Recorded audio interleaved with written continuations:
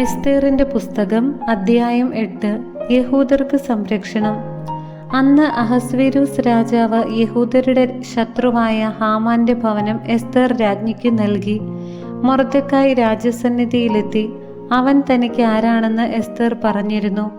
രാജാവ് ഹാമാനിൽ നിന്നെടുത്ത തന്റെ മുദ്രമോതിരം മൊർദെഖായിക്ക് കൊടുത്തു. എസ്തേർ മൊർദെഖായെ ഹാമാന്റെ ഭവനം ഏൽപ്പിച്ചു. എസ്തേർ രാജാവിനോട് വീണ്ടും സംസാരിച്ചു. അവൾ അവന്റെ കാൽക്കൽ വീണ് യഹൂദർക്കെതിരെ അഗാഗ് വംശജനായ ഹാമാൻ നടത്തിയ ഗൂഢാലോചനയുടെ ഫലമായ വിപത്തിൽ നിന്ന് രക്ഷിക്കണമെന്ന് കണ്ണീരോടെ അപേക്ഷിച്ചു. രാജാവ് സ്വർണച്ചെങ്കോൽ അവൾക്ക് നേരെ നീട്ടി. എസ്തേർ എഴുന്നേറ്റ് രാജാവിന്റെ മുൻപിൽ നിന്നു. അവൾ പറഞ്ഞു, രാജാവിന് ഇഷ്ടമാണെങ്കിൽ, എന്നോട് പ്രീതിയുണ്ടെങ്കിൽ, ശരിയെന്ന് തോന്നുന്നെങ്കിൽ, അങ്ങേക്ക് ഞാൻ പ്രിയപ്പെട്ടവളാണെങ്കിൽ, രാജാവിന്റെ സകല പ്രവിശ്യകളിലുമുള്ള യഹൂദരെ നശിപ്പിക്കാൻ വേണ്ടി ഹമ്മേദാദയുടെ മകനും അഗാഗ് വംശജനുമായ ഹാമാൻ ഉണ്ടാക്കിയ എഴുത്തുകൾ പിൻവലിക്കുന്ന ഒരു കൽപ്പന പുറപ്പെടുവിച്ചാലും എങ്ങനെയാണ് ഞാൻ എൻ്റെ ജനത്തിന്റെ നാശം കണ്ടിരിക്കുക? ബന്ധുജനങ്ങളുടെ നാശം ഞാൻ എങ്ങനെ സഹിക്കും? അപ്പോൾ അഹസ്വേരോസ് രാജാവ് എസ്തേർ രാജ്ഞിയോടും യഹൂദനായ മൊർദെഖായിയോടും പറഞ്ഞു, ഇതാ ഹാമാന്റെ ഭവനം ഞാൻ എസ്തേറിന് വിട്ടുകൊടുത്തിരിക്കുന്നു. യഹൂദരെ വധിക്കാൻ ഉദ്യമിച്ചതുകൊണ്ട് അവർ അവനെ കഴിവിലേറ്റി. യഹൂദരുടെ കാര്യത്തിൽ നിങ്ങൾക്ക് ഇഷ്ടമുള്ളതുപോലെ രാജാവിന്റെ നാമത്തിൽ എഴുതുകയും രാജാവിന്റെ മോതിരം കൊണ്ട് മുദ്ര വയ്ക്കുകയും ചെയ്യുക. രാജനാമത്തിൽ എഴുതപ്പെട്ട് രാജമോതിരത്താൽ മുദ്ര വയ്ക്കപ്പെടുന്ന വിളംബരം ആർക്കും ദുർബലമാക്കാനാവുകയില്ല. അക്കാലത്ത് 3-ാം മാസം സീവാൻ മാസം 23-ാം ദിവസം രാജാവിൻ്റെ എഴുത്തുകാരെ വിളിച്ചു വരുത്തി ഇന്ത്യ മുതൽ എത്യോപ്യ വരെയുള്ള 127 പ്രവിശ്യകളിലെ ഭരണാധിപന്മാർക്കും ദേശാധിപതികൾക്കും പ്രഭുക്കന്മാർക്കും യഹൂദരെ സംബന്ധിച്ച് മൊർദെഖായി കൽപ്പിച്ചതൊക്കെയും അനുസരിച്ച് ഒരു കൽപ്പന എഴുതി അയച്ചു. ഓരോ പ്രവിശ്യയ്ക്കും അതിൻ്റെ ലിപിയിലും ഓരോ ജനതയ്ക്കും അതിൻ്റെ ഭാഷയിലുമാണ് അതെഴുതിയത്. അത് അഹസ്വേരോസ് രാജാവിൻ്റെ നാമത്തിൽ എഴുതി മുദ്രവെച്ചു. രാജാവിൻ്റെ ലായത്തിൽ വളർന്നവയും രാജകീയ ആവശ്യങ്ങൾക്ക് ഉപയോഗിച്ചിരുന്നവയും വേഗതയേറിയവയുമായ കുതിരകളുടെ പുറത്തു കയറി ദൂതന്മാർ കത്തുകൾ കൊണ്ടുപോയി. അഹസ്വേരോസ് രാജാവിൻ്റെ സകല പ്രവിശ്യകളിലും 12-ാം മാസമായ ആദാർ 13-ാം ദിവസം ഓരോ നഗരത്തിലും യഹൂദർ ഒരുമിച്ച് കൂടാനും തങ്ങളെ ആക്രമിക്കുന്ന ഏതു പ്രവിശ്യയുടെയും ജനതയുടെയും ആയുധസജ്ജമായ ശക്തിയെ ചെറുക്കാനും അവരെ കുട്ടികളും സ്ത്രീകളും അടക്കം നശിപ്പിക്കാനും കൊല്ലാനും അവരുടെ വസ്തുക്കൾ കൊള്ളയടിക്കാനും പ്രസ്തുത കത്തുകൾ വഴി രാജാവ് യഹൂദർക്ക് അനുവാദം നൽകി. അധ്യായം 16. രാജശാസനം. കത്തിന്റെ പകർപ്പ്. മഹാരാജാവായ അഹസ്വേരോസ് ഇന്ത്യ മുതൽ എത്യോപ്യ വരെയുള്ള 127 പ്രവിശ്യകളിലെ ഭരണാധിപന്മാർക്കും നമ്മുടെ ഭരണത്തോട് കൂറുള്ള ഏവർക്കും അഭിവാദനങ്ങൾ അർപ്പിക്കുന്നു. ഉപകാരികൾ എത്ര വലിയ കാരുണ്യത്തോടെ ബഹുമാനിക്കുന്നുവോ അത്രയധികം പലരും അഹങ്കരിക്കുന്നു. അവർ നമ്മുടെ പ്രജകളെ ഞെരുക്കാൻ ശ്രമിക്കുക മാത്രമല്ല, ഐശ്വര്യം കണ്ട് സഹിക്കാനാവാതെ തങ്ങളുടെ ഉപകാരികൾക്കെതിരെ ഗൂഢാലോചന നടത്തുകയും ചെയ്യുന്നു. കൃതജ്ഞതാഭാവം മനുഷ്യനിൽ നിന്നു നീക്കിക്കളയുന്നു. കൂടാതെ നന്മയറിയാത്തവരുടെ വീമ്പടി കേട്ട് അവർ ഇളകിവശാകുന്നു. എല്ലാം എപ്പോഴും കാണുന്നവനും തിന്മ വെറുക്കുന്നവനുമായ ദൈവത്തിൻ്റെ നീതിയിൽ നിന്ന് രക്ഷപ്പെടാമെന്ന് സങ്കല്പിക്കുന്നു. പലപ്പോഴും അധികാരസ്ഥാനങ്ങളിൽ നിയുക്തരായവർ നിഷ്കളങ്ക രക്തം ചൊരിയുന്നതിൽ ഭാഗികമായി ഉത്തരവാദികളായിട്ടുണ്ട്. പൊതുകാര്യങ്ങളുടെ ഭരണം ഏൽപ്പിക്കപ്പെട്ടിട്ടുള്ള സ്നേഹിതന്മാരുടെ പ്രേരണ നിമിത്തം അപരിഹാര്യമായ ദുരിതങ്ങൾ അവർ വരുത്തി വെച്ചിട്ടുണ്ട്. ഇവർ തങ്ങളുടെ ദുസ്വഭാവത്തിൽ നിന്ന് വരുന്ന നീചമായ വഞ്ചന നിമിത്തം തങ്ങളുടെ പരമാധികാരികളുടെ ആത്മാർത്ഥമായ സന്മനസ്സിനെ കബളിപ്പിക്കുന്നു. അയോഗ്യമായി അധികാരം കൈയാളുന്നവരുടെ വിനാശകരമായ പെരുമാറ്റത്തിലൂടെ നടത്തിയ ദുഷ്ടതകൾ പുരാതന രേഖകളിൽ കാണുന്നതിലധികം നാം അടുത്ത കാലത്ത് നടത്തിയ അന്വേഷണങ്ങൾ കൊണ്ട് തെളിഞ്ഞിട്ടുണ്ട്. ഭാവിയിൽ നമ്മുടെ രാജ്യത്ത് എല്ലാ മനുഷ്യരുടെയും ഇടയിൽ ശാന്തിയും സമാധാനവും പുലരാൻ നാം കൂടുതൽ ശ്രദ്ധ ചെലുത്തും.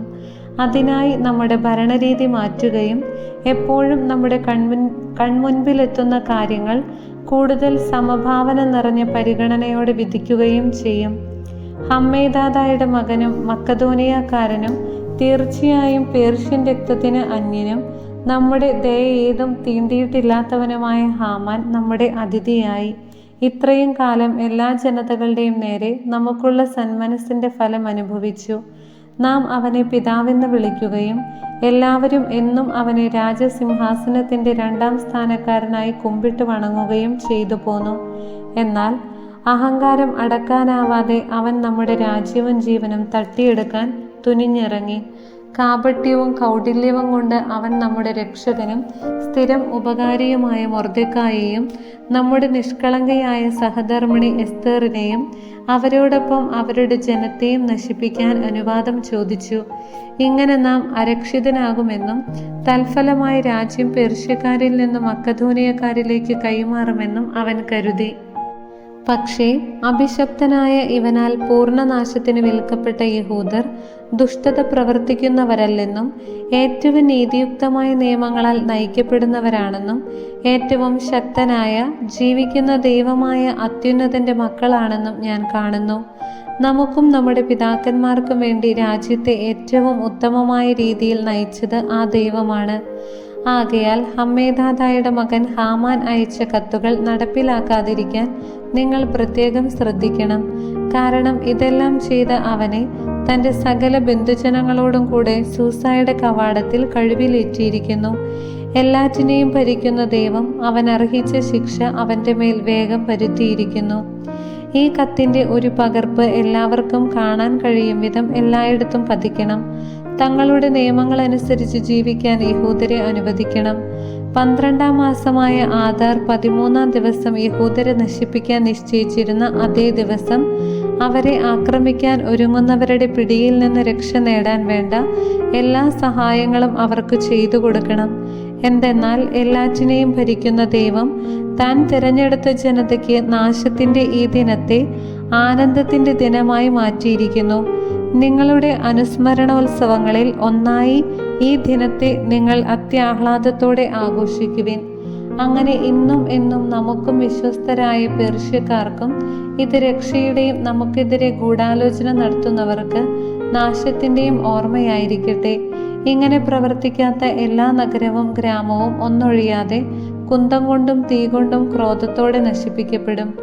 അവ മനുഷ്യർക്ക് കടക്കാൻ കൊള്ളാത്തതും മൃഗങ്ങൾക്കും പക്ഷികൾക്കും പോലും എല്ലാ കാലത്തേക്കും ഏറ്റവും വെറുക്കപ്പെട്ടതും ആയിത്തീരും. അധ്യായം 8. യഹൂദരുടെ ആഹ്ലാദം.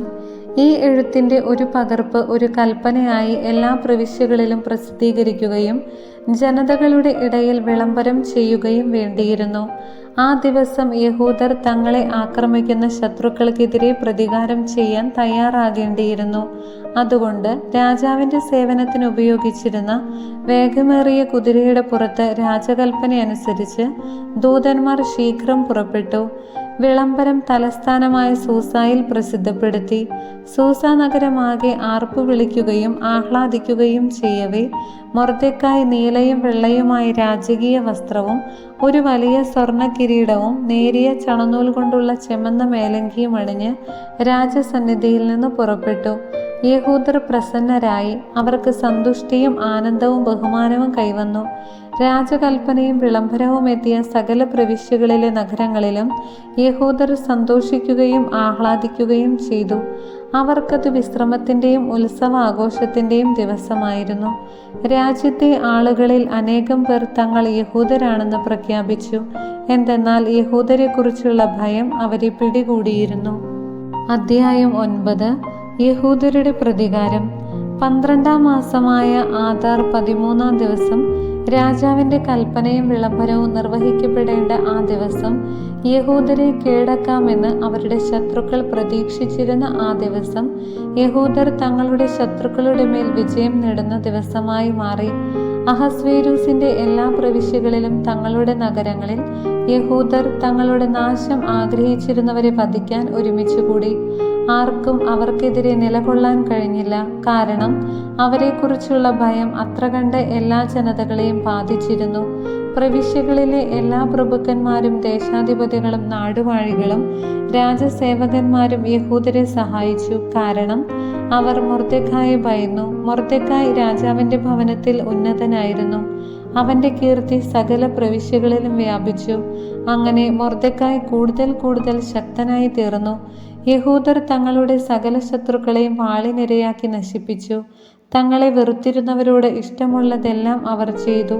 തലസ്ഥാനമായ സൂസായിൽ മാത്രം യഹൂദർ 500 പേരെ വധിച്ചു. പർഷാൻ ദാദ, ദാൽഫോൻ, അസ്പാദ, പൊറാദ, അദാലിയ, അരിദാദ, പർമാഷ്ത, അരിസായ്, അരിതായ്, വൈസാദ എന്നിങ്ങനെ ഹമ്മേദാദയുടെ മകനും യഹൂദരുടെ ശത്രുവുമായ ഹാമാന്റെ 10 പുത്രന്മാരെയും അവർ വധിച്ചു. എന്നാൽ അവർ കവർച്ച നടത്തിയില്ല. തലസ്ഥാനമായ സൂസായിൽ കൊല്ലപ്പെട്ടവരുടെ സംഖ്യ അന്നു തന്നെ രാജാവിനെ അറിയിച്ചു. രാജാവ് എസ്തർ രാജ്ഞിയോട് പറഞ്ഞു, തലസ്ഥാനമായ സൂസായിൽ യഹൂദർ 500 പേരെയും കൂടാതെ ഹാമാന്റെ 10 പുത്രന്മാരെയും കൊന്നിട്ടുണ്ട്. അപ്പോൾ രാജാവിന്റെ മറ്റു പ്രവിശ്യകളിൽ അവർ എന്തു തന്നെ ചെയ്തിരിക്കുകയില്ല. ഇനി നിന്റെ അപേക്ഷ എന്താണ്? അത് നിനക്ക് ഞാൻ സാധിച്ചു തരാം. നിന്റെ അടുത്ത ആവശ്യമെന്ത്? അത് നിവർത്തിച്ചു തരാം. എസ്തർ പറഞ്ഞു, രാജാവിന് ഇഷ്ടമെങ്കിൽ ഇന്നത്തെ വിളംബരമനുസരിച്ച് നാളെയും പ്രവർത്തിക്കാൻ സൂസായിലുള്ള യഹൂദരെ അനുവദിച്ചാലും ഹാമാന്റെ 10 പുത്രന്മാരെയും കഴിവിലേറ്റട്ടെ. അങ്ങനെ ചെയ്യുന്നതിന് രാജാവ് കൽപ്പന നൽകി. സൂസായിൽ ഒരു വിളംബരം പുറപ്പെടുവിക്കുകയും ഹാമാന്റെ 10 പുത്രന്മാരെയും തൂക്കിലിടുകയും ചെയ്തു. സൂസായിലുള്ള യഹൂദർ ആദാർ മാസം 14-ാം ദിവസം ഒരുമിച്ച് കൂടി സൂസായിലെ 300 പേരെ വധിച്ചു. കവർച്ചയൊന്നും നടത്തിയില്ല. രാജാവിന്റെ പ്രവിശ്യകളിലുണ്ടായിരുന്ന യഹൂദരും തങ്ങളുടെ ജീവനെ രക്ഷിക്കാൻ ഒന്നിച്ചുകൂടി. ശത്രുഭീഷണിയിൽ നിന്ന് അവർ വിമോചനം നേടി. തങ്ങളെ വെറുത്തിരുന്ന 75,000 പേരെ അവർ കൊന്നു. പക്ഷേ അവർ കവർച്ച നടത്തിയില്ല. ഇത് ആദാർ മാസം 13-ാം ദിവസമായിരുന്നു. 14-ാം ദിവസം അവർ വിശ്രമിച്ചു. അത് ഉത്സവത്തിന്റെയും സന്തോഷത്തിന്റെയും ദിനമായിരുന്നു. എന്നാൽ സൂസായിലെ യഹൂദർ 13ഉം 14ഉം ദിവസങ്ങളിൽ ഒന്നിച്ചുകൂടുകയും 15-ാം ദിവസം വിശ്രമിച്ചുകൊണ്ട് അത് വിരുന്നിന്റെയും സന്തോഷത്തിന്റെയും ദിനമാക്കുകയും ചെയ്തു. ഇതുകൊണ്ടാണ് ചെറിയ പട്ടണങ്ങളിൽ വസിക്കുന്ന ഗ്രാമീണരായ യഹൂദർ ആദാർ മാസം 14-ാം ദിവസം സന്തോഷത്തിന്റെയും വിരുന്നിന്റെയും വിശ്രമത്തിന്റെയും സമ്മാനങ്ങൾ പരസ്പരം കൈമാറുന്നതിന്റെ ദിനമായി ആചരിക്കുന്നത്. പൂരിം തിരുനാൾ. മൊർദെഖായി ഇതെല്ലാം രേഖപ്പെടുത്തി അഹസ്വേരോസ് രാജാവിന്റെ സകല പ്രവിശ്യകളിലുമുള്ള സമീപസ്ഥരും വിദൂരസ്ഥരുമായ സകലർക്കും യഹൂദർക്കും എല്ലാ വർഷവും ആദാർ മാസം 14ഉം 15ഉം ദിവസങ്ങൾ ശത്രുക്കളിൽ നിന്നുള്ള മോചനത്തിന്റെ ദിനങ്ങളായും ആ മാസം ദുഃഖം സന്തോഷമായും വിലാപം വിശ്രമമായും തീർന്ന മാസമായും ആചരിക്കണമെന്ന് അവൻ എഴുതി. വിരുന്നിന്റെയും സന്തോഷത്തിന്റെയും ദിനങ്ങളായി പരസ്പരം സമ്മാനങ്ങളും ദരിദ്രർക്ക് ദാനങ്ങളും കൊടുക്കുന്ന ദിനങ്ങളായി അത് ആചരിക്കണമെന്നും അവൻ എഴുതി. അങ്ങനെ തങ്ങൾ ആരംഭിച്ചതുപോലെയും മൊർദെഖായി എഴുതിയതുപോലെയും യഹൂദർ ആചരിച്ചു തുടങ്ങി. കാരണം അഗാഗ്യനും ഹമ്മേദാദയുടെ മകനും സകല യഹൂദരുടെയും ശത്രുവുമായ ഹാമാൻ യഹൂദരെ നശിപ്പിക്കാൻ ഗൂഢാലോചന നടത്തുകയും അവരെ തകർത്തില്ലാതാക്കാൻ പൂര് അഥവാ നറുക്കിടുകയും ചെയ്തിരുന്നു. എന്നാൽ എസ്തർ രാജസന്നിധിയിലെത്തിയപ്പോൾ യഹൂദർക്കെതിരെയുണ്ടാക്കിയ അവന്റെ ദുഷ്ടമായ ഉപായം അവന്റെ തലയിൽ തന്നെ പതിക്കുന്നതിനും അവനെയും അവന്റെ മക്കളെയും കഴിവിലേറ്റുന്നതിനും വേണ്ടി രാജാവ് കൽപ്പന എഴുതിക്കൊടുത്തു. ആകയാൽ പൂര് എന്ന പേരിൽ നിന്ന് അവർ ഈ ദിവസങ്ങളെ പൂരിം എന്ന് വിളിച്ചു. ഈ കത്തിൽ എഴുതിയിരുന്നതും ഇക്കാര്യത്തിൽ തങ്ങൾക്ക് നേരിടേണ്ടി വന്നതും സംഭവിച്ചതുമായ കാര്യങ്ങളും നിമിത്തം തങ്ങളും തങ്ങളുടെ സന്തതികളും തങ്ങളോട് ചേരുന്നവരും എഴുതപ്പെട്ടതനുസരിച്ച് മുടക്കം കൂടാതെ ഓരോ വർഷവും ഈ സമയത്ത് ഈ 2 ദിവസങ്ങളും ഓരോ തലമുറയിലും ഓരോ കുടുംബത്തിലും പ്രവിശ്യയിലും നഗരത്തിലും ഓർമ്മിക്കുന്നതിനും ആഘോഷിക്കുന്നതിനും പൂരിം ദിനങ്ങൾ മറന്നുകളയുകയോ ഈ ദിനങ്ങളുടെ ഓർമ്മ തങ്ങളുടെ സന്തതികളുടെ ഇടയിൽ നിന്ന് മാഞ്ഞു പോവുകയോ ചെയ്യാതിരിക്കുന്നതിനും വേണ്ടി യഹൂദർ നിയമം നിർമ്മിക്കുകയും അപ്രകാരം ആചരിച്ചു പോരുകയും ചെയ്തു. അബിഹായിലിന്റെ മകളായ എസ്തർ രാജ്ഞിയും യഹൂദനായ മൊർദെഖായും പൂരിമിനെ സംബന്ധിക്കുന്ന ഈ 2ാമത്തെ കത്തിന് രേഖാമൂലം ആധികാരികമായി സ്ഥിരീകരണം നൽകി. സമാധാനത്തിന്റെയും സത്യത്തിന്റെയും വാക്കുകളിൽ അഹസ്വേരുസിന്റെ 127 പ്രവിശ്യകളിലുമുള്ള സകല യഹൂദർക്കും കത്തുകൾ അയച്ചു. പൂരിമിന്റെ ഈ ദിനങ്ങൾ നിശ്ചിത കാലങ്ങളിൽ യഹൂദനായ മൊർദെഖായും എസ്തേർ രാജ്ഞിയും യഹൂദരോട് ആജ്ഞാപിച്ചതുപോലെയും യഹൂദർ തന്നെ തങ്ങൾക്കും തങ്ങളുടെ സന്തതികൾക്കും വേണ്ടി ഉപവാസത്തെയും വിലാപത്തെയും കുറിച്ച് തീരുമാനിച്ചതുപോലെയും ആചരിക്കുന്നതിന് വേണ്ടിയായിരുന്നു അത്. എസ്തേർ രാജ്ഞിയുടെ കൽപ്പന പൂരിമിൻ്റെ ഈ ആചാരങ്ങൾ ക്രമീകരിക്കുകയും അവ രേഖപ്പെടുത്തുകയും ചെയ്തു. അധ്യായം 10. മൊർദെഖായിയുടെ മഹത്വം. അഹസ്വേരോസ് രാജാവ് ദേശത്തും തീരപ്രദേശങ്ങളിലും കരം ചുമത്തി. അവൻ്റെ വീരപ്രവൃത്തികളും മൊർദെഖായിക്കു നൽകിയ ഉന്നത സ്ഥാനങ്ങളുടെ വിവരവും മേദിയായിലെയും പെർഷ്യയിലെയും രാജാക്കന്മാരുടെ ദിനവൃത്താന്തത്തിൽ എഴുതപ്പെട്ടിട്ടുണ്ടല്ലോ. യഹൂദനായ മൊർദെഖായി അഹസ്വേരോസ് രാജാവിന് തൊട്ടടുത്ത സ്ഥാനമുള്ളവനും യഹൂദരുടെ ഇടയിൽ ഉന്നതനും തൻ്റെ വിപുലമായ സഹോദരഗണത്തിന് സുസമ്മതനും ആയിരുന്നു. എന്തെന്നാൽ അവൻ സ്വജനത്തിൻ്റെ ക്ഷേമത്തിനും സമാധാനത്തിനും വേണ്ടി പ്രവർത്തിച്ചു. മൊർദെഖായി പറഞ്ഞു, ഇതെല്ലാം ദൈവത്തിൽ നിന്നാണ് വന്നത്. ഇവയെക്കുറിച്ച് എനിക്കുണ്ടായ സ്വപ്നം ഞാൻ ഓർമ്മിക്കുന്നു. അതിലൊന്നുപോലും സംഭവിക്കാതിരുന്നില്ല. നദിയായി മാറിയ കൊച്ചരുവി, പ്രകാശവും സൂര്യനും സമൃദ്ധിയായ ജലവും. ആ നദിയാണ് രാജാവ് പരിഗ്രഹിച്ച് രാജ്ഞിയാക്കിയ എസ്തേർ. 2 ഭീകരസത്വങ്ങൾ ഹാമാനും ഞാനുമാണ്. ജനതകൾ യഹൂദരുടെ നാമം നശിപ്പിക്കാൻ ഒരുമിച്ച് കൂടിയവരാണ്. എൻ്റെ ജനമാകട്ടെ ദൈവത്തോട് നിലവിളിക്കുകയും രക്ഷിക്കപ്പെടുകയും ചെയ്ത ഈ ഇസ്രായേലാണ്. കർത്താവ് തൻ്റെ ജനത്തെ രക്ഷിച്ചിരിക്കുന്നു. ഈ തിന്മകളിൽ നിന്നെല്ലാം കർത്താവ് ഞങ്ങളെ മോചിപ്പിച്ചിരിക്കുന്നു. ജനതകളുടെ ഇടയിൽ സംഭവിച്ചിട്ടില്ലാത്ത വലിയ അടയാളങ്ങളും അത്ഭുതങ്ങളും ദൈവം ചെയ്തിരിക്കുന്നു. ഈ ലക്ഷ്യത്തിനു വേണ്ടി ദൈവം തൻ്റെ ജനത്തിന് ഒന്നും മറ്റെല്ലാ ജനതയ്ക്കും വേണ്ടി മറ്റൊന്നുമായി 2 നറുക്കുണ്ടാക്കി. നറുക്കിൻ പ്രകാരം സകല ജനതകളുടെയും ഇടയിൽ ദൈവം നിശ്ചയിച്ച നാഴികയിലും നിമിഷത്തിലും ദിവസത്തിലും സംഭവിച്ചു. കർത്താവ് തൻ്റെ ജനത്തെ സ്മരിക്കുകയും തൻ്റെ അവകാശത്തിന് വേണ്ടി പ്രതികാരം ചെയ്യുകയും ചെയ്തു. ആകയാൽ അവർ ആദാർ മാസം 14ഉം 15ഉം ദിവസങ്ങളിൽ ദൈവസന്നിധിയിൽ ആനന്ദത്തോടും ആഹ്ലാദത്തോടും കൂടെ സമ്മേളിച്ച് തലമുറ തലമുറയായി തൻ്റെ ജനമായ ഇസ്രായേലിൽ എന്നേക്കും ഇതാചരിക്കണം. അധ്യായം 11. ഗ്രീക്കു പരിഭാഷ. ടോളമിയുടെയും ക്ലെയോപാത്രായുടെയും വാഴ്ചയുടെ 4-ാം വർഷം പുരോഹിതനും ലേവ്യനുമാണെന്ന് അവകാശപ്പെടുന്ന ദൊസിത്തെവൂസും മകൻ ടോളമിയും പൂരിമിനെ കുറിച്ചുള്ള മുകളിൽ കൊടുത്ത കത്ത് ഈജിപ്തിലേക്ക് കൊണ്ടുവന്നു. ഈ കത്ത് അകൃത്രിമമാണെന്നും ജെറുസലേം നിവാസിയും ടോളമിയുടെ മകനുമായ ലിസിമാക്കോസ് വിവർത്തനം ചെയ്തതാണെന്നും അവർ പറഞ്ഞു. ദൈവമായ കർത്താവിന് സ്തുതി.